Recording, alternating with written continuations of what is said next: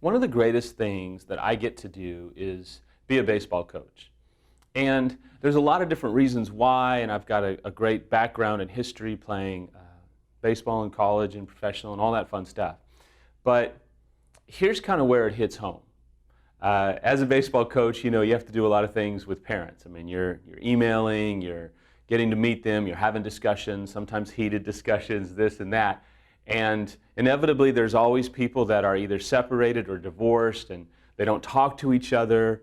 And it really has been pretty wonderful to be on this side of recovery and see some of the things that go on in families, and then really have a deeper appreciation for where we're at. And I thought it would be great to talk to you today about a few significant memories that have happened that make this recovery worth it.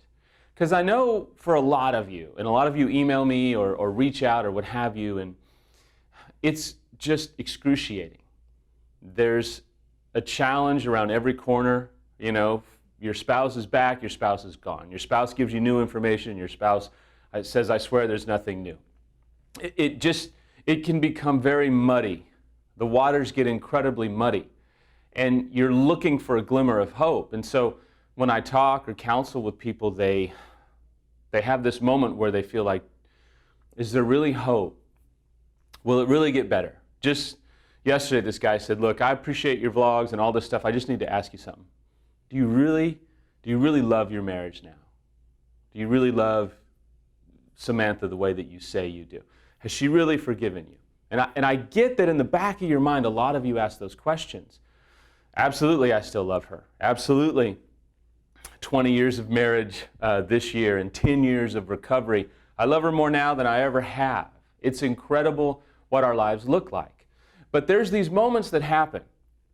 Just this past weekend, we had a tournament for my youngest, who is 10. And we were at this tournament, and he's a great pitcher. He's really good. And I get to coach him. And it's a joy. But he had this moment, he pitched great, and we won, and then after the game, my other two kids are hugging him, and we're laughing, and I'm hugging Samantha, and it's just a moment. Now, everybody else is kind of in their own world, and yeah, they're having this thing, but there's a unique, wonderful sense of joy that is around us. And I don't know if everybody else is thinking this way, but when I'm looking at Samantha, I'm not just in this baseball moment. I'm in the moments 10 years ago. I'm in the moments of how she hated me and I hated her. And I'm in the moment of, we could have lost this. I could be, and no disrespect to another family, but I could be the family that over there, the mom is hugging the son, but the dad is on the other side of the bleachers, the other side of the field, because he doesn't want to go over there because they still hate each other. So there's a point in me that isn't arrogant, that isn't saying, thank God I'm not like them, not one bit at all. It's a rejoicing. It's a gratitude. It's a perspective. It's an awareness that, to be honest with you, made all of that excruciating agony worth it. Things aren't perfect right now. Yeah, we got financial issues, and there's some issues going on here and there. There's always something, right? There's always conflict somewhere. But I'll tell you, when I sat in this moment and I looked at my little 10-year-old who felt like he was just the greatest pitcher in the world, yeah, that was great. But what was more important is I got to stand around with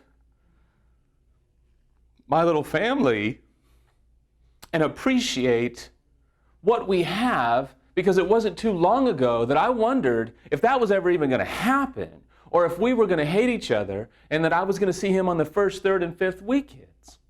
And so there's an incredible sense of gratitude. No, I'm not a doormat to Samantha, like one of you asked me just 2 days ago. Not at all, I'm not a doormat. But I willingly live in light of what I've done. I willingly live in light of what I'm capable of, and what I've done in the past. I have that awareness which causes me to produce gratitude, which causes me to produce sensitivity, which causes me to exhibit humility because I know what I was and I don't ever want to be that again. Quick stories, 10 years ago, I put Samantha on a plane. Disclosure had happened 2 weeks prior. She was flying to Texas to get away from me. She was taking the kids. At the time, the kids were 5 and 4 and 4 weeks old. I left the airport, went right to the beach, and got on my knees in this little obscure beach in Los Angeles and cried and thought about suicide. I really did. I sat on the beach and I thought, I just need to end it all. I'm humiliated. I've lost everything. I'll never be respected again. I don't know if I'll ever be married again. And I just literally wanted to die. The only reason I didn't at that time was because of my kids. But it's the lowest point of existence I've known in 40 some odd years. And I can get stuck there if I want. But I look at my life now, and I look at what has happened. And at the lowest point of my existence, incredible depravity, self-hatred, all the other just adjectives and expressions. And then I forward to 10 years past that moment. And I look at all the good that has happened. More than I could ever vlog about for months, years. It's been incredible, but it's been incredible because we had to push through the darkness and the hurt and the pain and the agony and the uncertainty.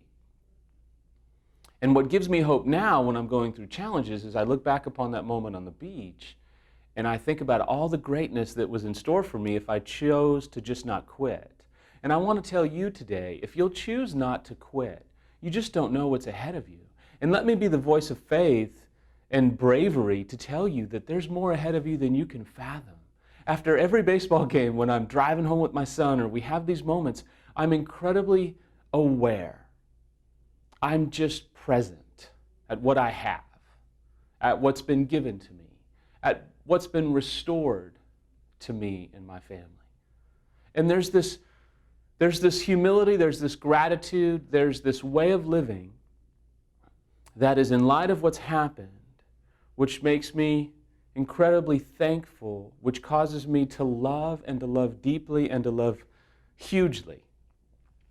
No, Samantha doesn't look at me in these moments and go, yeah, this is so great, you almost blew it. Not one bit.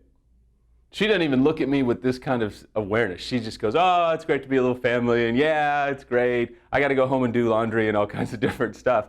But in me, there is this incredible sobriety. That's the word. There's just a sobriety, a thankful sobriety for the darkness. And so I want to tell you that one day you're going to have these moments. I know that not all of you will, but a lot of you will. And you'll have the ability to look back. And maybe it's at a sporting event or a school thing or a marriage or I don't know. But there'll be something if you have kids where you'll be able to celebrate. And for you, the unfaithful, I pray that it's this way. You'll be able to look at each other and there will be a gripping of your heart for what you almost lost, but you've been given a second chance at.